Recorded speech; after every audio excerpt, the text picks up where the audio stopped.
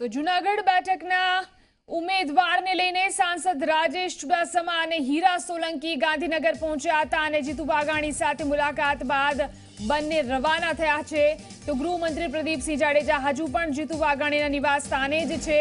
જૂનાગઢની બેઠકને લઈને કોને ટિકિટ આપવી તે અંગે મહત્વની ચર્ચા થઈ છે।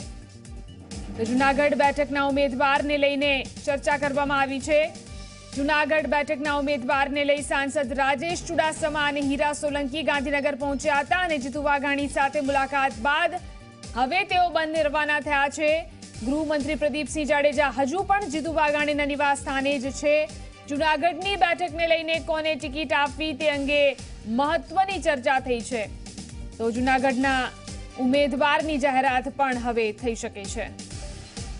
આ વિશે વધુ જાણકારી માટે અતુલ આપણી સાથે લાઈવ જોડાયા છે। જી અતુલ, જણાવશો કે જે સાંસદ રાજેશ ચુડાસમા અને હીરા સોલંકી ગાંધીનગર પહોંચ્યા હતા, જીતુ વાઘાણી સાથે તેમને મુલાકાત કરી છે, શું ચર્ચાઓ થઈ હોઈ શકે છે?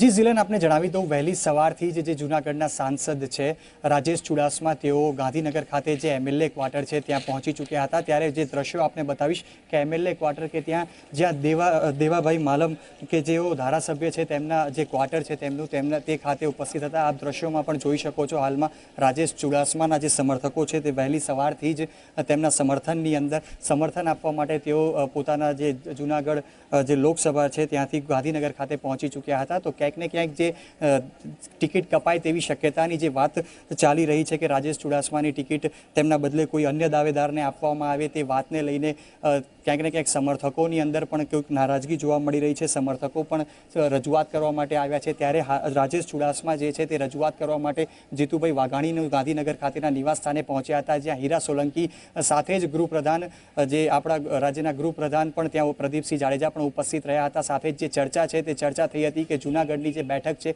તેને જે રીતે હાલમાં યુવા જે ચહેરા છે રાજેશ ચુડાસમા, તેમની જે ટિકિટ છે તે જાતિગત સમીકરણોને ધ્યાનમાં રાખતા કપાય તેવી શક્યતાઓ છે, તેમાં ટિકિટ ન કપાય અને રાજેશ ચુડાસમાને જ ટિકિટ આપવામાં આવે તેવી રજૂઆત કરવા હીરા સોલંકી સહિત રાજેશ ચુડાસમા પોતે પહોંચ્યા હતા। પરંતુ તેમના જે સમર્થકો છે જે વહેલી સવારથી જ નીકળ્યા છે અને હવે ધીરે ધીરે ગાંધીનગર તરફ આવી રહ્યા છે, ત્યારે હાલમાં જે સમર્થકો છે હજુ પણ એમએલએ ક્વાર્ટર ખાતે ઉપસ્થિત છે અને એક રજૂઆત રાજેશ ચુડાસમા તરફથી જીતુભાઈ વાઘાણીને હાલ પૂરતી તો કરી દેવામાં આવી છે। કારણ કે જે રીતે લોકસભાની એક બેઠકને લઈને 7 થી 8 જેટલી વિધાનસભાની બેઠકો આવતી હોય છે, જાતિગત સમીકરણો સાથે સાથે જે વિધાનસભાની બેઠકોનું પણ ગણિત હોય છે, ક્યાંક ને ક્યાંક હાલમાં વિરોધમાં એ ગણિત અત્યારે હાલમાં રાજેશ ચુડાસમાની સામે જતું હોય અને આ ટિકિટ આગામી દિવસોની અંદર જ્યારે જે પાર્લામેન્ટરી બોર્ડ તરફથી ડિક્લેર થાય ત્યારે રાજેશ ચુડાસમાનું નામ કપાય તેવી શક્યતાઓને જોતા હાલમાં રાજેશ ચુડાસમાના સમર્થકો અને રાજેશ ચુડાસમા પોતે પણ ગાંધીનગરમાં ડેરો જમાવીને બેઠા છે। ત્યારે જીતુ વાઘાણી સાથે બી તેઓએ બેઠક કરી છે અને ટિકિટ